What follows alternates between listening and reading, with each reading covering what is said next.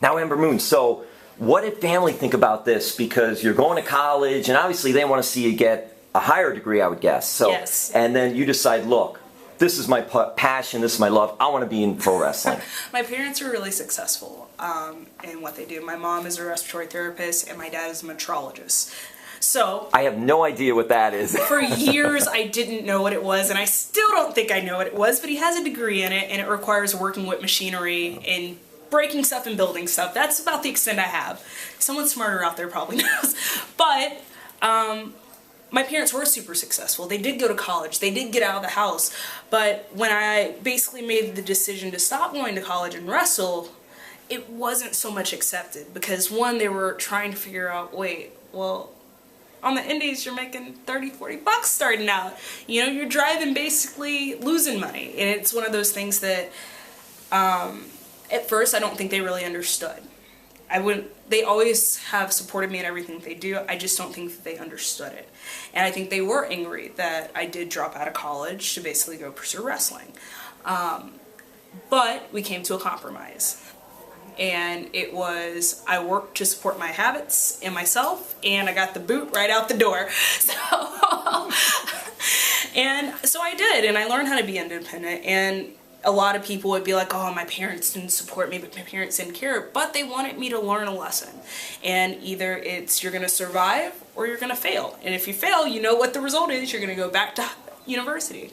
And I think I was very strong-willed in wanting to pursue this, and I was working 2 to 3 jobs at a time, you know, Monday through Friday, working I think at least 18 hours every day, and then getting off there, recuperating. I would get off a little earlier on Fridays, then drive straight to whatever show I needed to go to, you know, or if I had a flight, I'd be like, hey, let me work a continuous like 21 hours, and then I would hop on the first plane to wherever I needed to be. That's how much you wanted this. Yeah. I mean, I was dedicated to it, and by that time I had an apartment, which at that time they were $400 a month, guys. Texas is cheap, really cheap. They're way more now, but at that time they were $400 a month for an efficiency, and that's what I was living in, and I think it was like 400 square foot space. But this is what I wanted to do, and I was really passionate about fighting for what I wanted to do, and plus, I don't like to be wrong. And Dad was very much so ready to be like, I told you so, right when I like knocked on the door. Oh, so are you done with it? No? Okay, cool. Yeah, how's that going? Is it going great? But I remember them accepting it. I'm sure, yeah. Then they were proud, obviously, to see that you didn't give up, and you went for something and achieved it. Yeah, and they were super, super happy that I did stick with it. Not before I got here, let me put it that way. Like, they're extremely proud now and want to come to every show. But before then, they realized that it was something that I wasn't giving up. I think about year 5 for me. You know, I've been doing this, it'll be 11 years in April. Year 5, they were finally like, wow, she's not going to quit. Wow, she's, all right, cool, let's go support her, let's go do this. And then it became, I guess, like, I don't know the word to describe it, but it became like a unit, this is what we're going to do. And this is like, now, hey. And what do we need to do to get you where you want to be? Right. We know you're serious about this. We see you're dedicated. Yep. You're giving your all to this. If you need us to do something, hey, we'll do it, because we know this isn't just, oh, I'm just going on the weekends and running around and doing this stuff. So it was great. How about this? So we talked a little about college, and we're talking a little bit about wrestling, sports, entertainment. Well, you guys were just at college for pro wrestling, sports, entertainment. So how about that? We're bridging it all together. You guys were at UCF in Orlando, not far from the Performance Center at the venue. Yeah. What was that like for you? That's only the second time they've been there. Actually, first time at the venue, second time at UCF. Yep. You're a part of this, another special show. What was that like to be involved there and with that?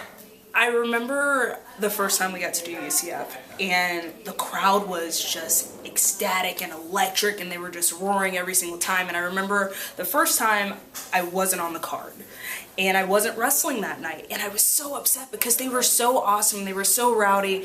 And then I just remember being like, you know what, I'm going to be on the second one. I'm going to be on the second. I have to be on the second one. I'm going to fight, punch, scratch, claw. If I have to trip someone down the hallway to get there, I'll do it. And I did, and the crowd... No way, you didn't trip anybody, though. I didn't trip anyone per se, but if I needed to, I would have. Maybe not. But I managed to be able to have the privilege to wrestle in front of that crowd. And it meant so much more because I earned it. And they were absolutely fantastic. It's one of the best crowds that we have in Florida. I don't have words to describe it. Anytime I get to perform in front of people, it's great. Sometimes you have the nerves and the anxiety because you're so just like pumped to go out there, and that's exactly what this time was at UCF.